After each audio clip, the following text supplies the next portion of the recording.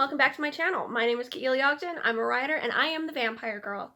Today, we are going to be looking at my favorite book of all time, the 1897 classic by Bram Stoker. That would be Dracula. I have 6 of my 8 copies displayed behind me. Yes, I know I said in my last video that I only own 7 copies, but I always forget to count the one that I am currently reading, so focus. It's so pretty. It's blue. Is it my only blue copy? Oh, that one's kind of blue. This video is my spoiler-free review of the book. If you want a more in-depth analysis, I encourage you to check out the other video on my channel, where I will be breaking down the book chapter by chapter, sharing some of my favorite lines, and sharing a lot about my favorite characters.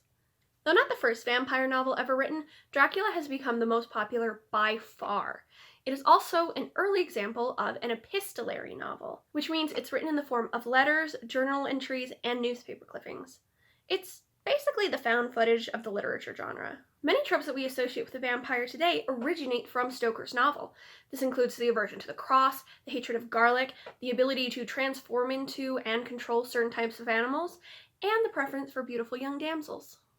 In this video, I'm just going to give you a brief summary of the plot, as well as a spoiler-free breakdown of the characters and some of the interpretations. It's hard not to spoil a book that was published over 120 years ago, but I'll do my best. Jonathan Harker is a young solicitor from England. He is currently traveling through the wilds of Transylvania in order to assist a nobleman with the purchase of a house in London. This is Jonathan's first big mission, and he's outside of his comfort zone, but he really wants to do well. If he does well, then he will be able to secure a better life for himself and his fiancée Mina. Because of his determination, Jonathan ignores the warnings of the locals, who try and persuade him not to go to the castle. When he meets the Count, despite the old man's generosity and kind nature, Jonathan can't help but feel that something is off about the entire situation. The longer he stays at the castle, the more he realizes how much his gut was right.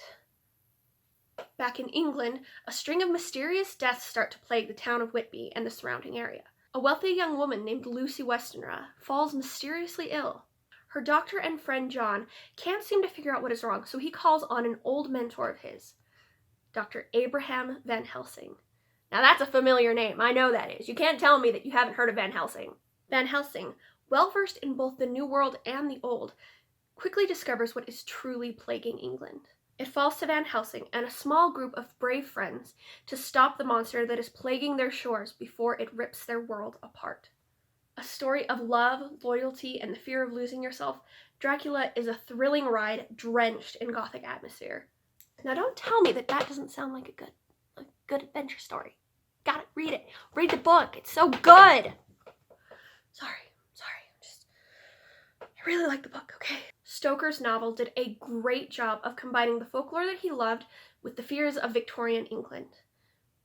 Still, it seems like no one can decide on a singular interpretation of the book. Is it about England's fear of immigration at the time? Is it about feminine purity and what happens when it's lost? Is it about Stoker's own closeted homosexuality and his fear of it becoming known? There is evidence for each of these interpretations within the pages. If you're looking for something, chances are you'll find it. It's time I give you my interpretation. Dracula is a book about love in all its forms. We see love between partners, love between friends, between family, love between mentors and their students. We see love growing from respect. It demonstrates what we would do for those we love, what happens to us when love is taken, and what we try to replace that lost love with. This is one reason that Dracula has become such a romantic figure in the last 50 years. However, I will warn that in the book, Dracula is not some tortured romantic figure. He has not crossed oceans of time to find you. He was not born to love you. In fact, for a book that bears his name, Dracula has very little page time.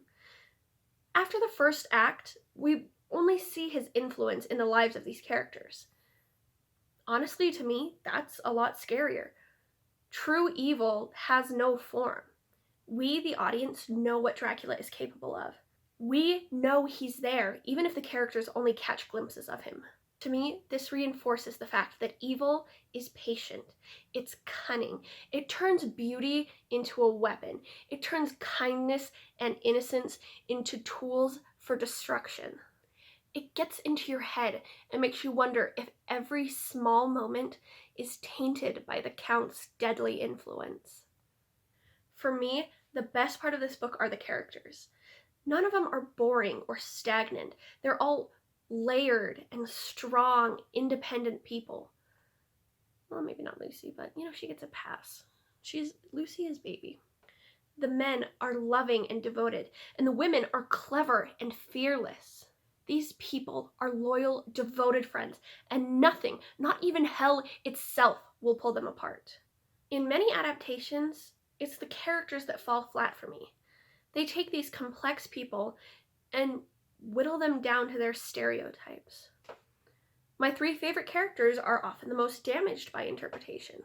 My favorite character is Mina Murray, or Mina Harker as she is more commonly known. In many adaptations, Mina loses her independence and her spark of cleverness and is reduced to either a damsel or a love interest for the Count.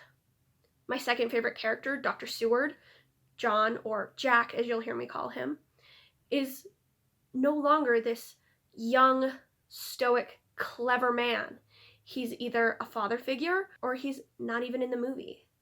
Renfield is a character who's often in the movies, but aside from Dwight Frye's portrayal in the 1931 Bela Lugosi Dracula, Renfield is regulated to simply mad or simply evil. Renfield is the most dual-sided character in the entire book, and chapter 21, how dare you take that moment away from me? I will find you, adapters, adaptators, adaptationists. If you want to hear me go more in depth on these characters and rant and rave about them, make sure you check out my analysis video.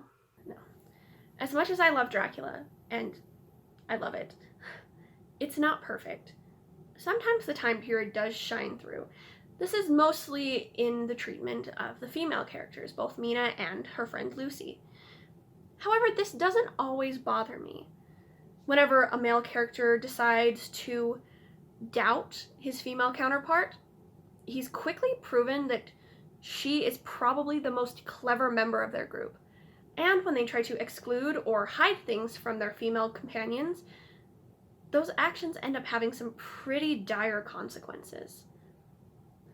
Like I said, Dracula is not perfect, but if you're a fan of found families, adventures, and horror, both psychological and supernatural, then I highly suggest that you check out the book.